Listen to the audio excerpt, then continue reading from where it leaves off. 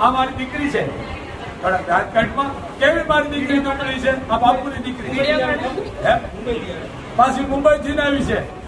ઓછામાં ઓછો મસાલો લઈને 50-70,000 પાછો વગર કીધે કે બાપુને કહેવાતું નથી.